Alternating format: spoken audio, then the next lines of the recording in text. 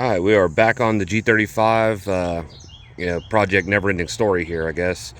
But we're gonna get this done, and I guess the first thing we need to do is figure out how to modify the bash bar so that it actually sits properly, so I can put a bumper on this thing whenever I get it done. And I've got to make sure that it will fit that radiator in my intercooler. And yes, I know everything's a mess, but I have to work outside, so it is what it is.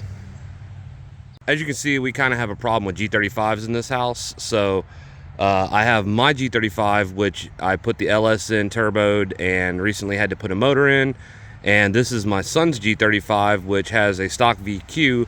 We did swap it to a 5-speed manual, but for some reason, the motor that we put in there, I think either has a warped head or for some reason is not sealing up properly, and the car just kind of constantly overheats. But we're going to get back on his project as soon as I get mine done, and we're going to go ahead and get a motor rebuilt to the machine shop, get it in the car, get this thing up and running for him.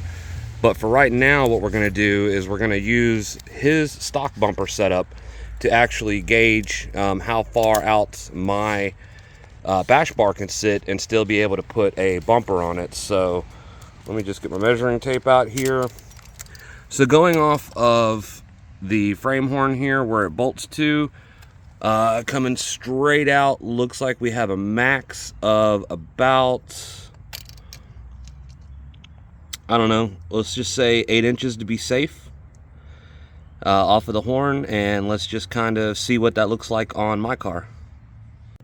Alright, so looking at the bash bar that was built for this thing, if we measure it out from the actual frame of the car, we are at roughly 10 inches or so. And if we look at the original piece here, that's about 2.5. So I'm probably just going to end up clipping this off right there, and that will end up giving me the space that I need. I just may have to modify my cooling pipes for the radiator and maybe the intercooler pipes a little bit. Alright, so I have cut off the little ends right there at the little crush pad for the original bumper.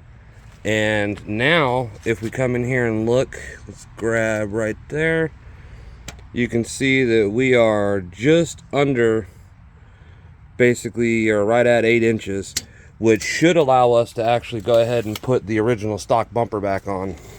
And just a little shot from the front here. Alright, well, I'm by no means a welder, but the crash bar is on now, and the bumper fits.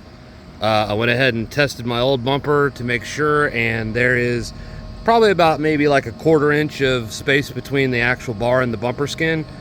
So that should do really good. The trick's going to be getting the radiator and the intercooler back in and making sure that I can actually hook up the radiator due to how close it's going to be to the actual front of the engine. Alright, so we got done with the welding here. As you can see, not the best, but I'm not a welder again, like I said earlier, and it's on there very solid.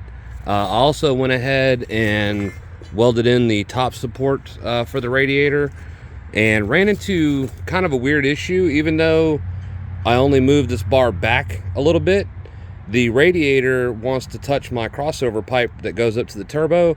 So I'm going to end up doing kind of what you see here, where I have lowered it down probably roughly about 3 inches or so. All right, as you can see, if we take a look, the intercooler and the radiator are actually kind of level or above where the bash bar ends at the bottom, so we shouldn't have any problems there.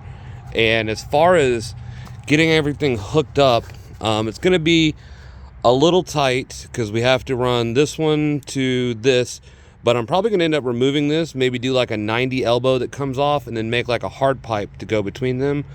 And then, as you can see down here at the bottom, pretty close to the exhaust, but I think I can weld a 90 on down there also, and kind of have the pipe kind of come up a little bit, and maybe we can modify the water housing here to allow it to come back over and connect to it. But we're definitely making progress. She's not pretty right now, but the goal is just to get it running first.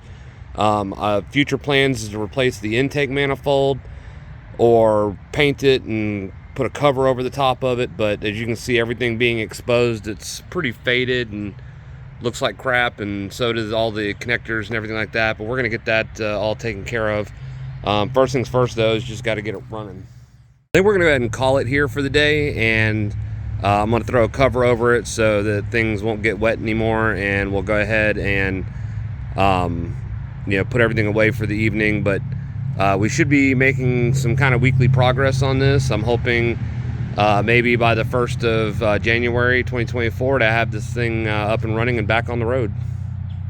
Thanks for watching.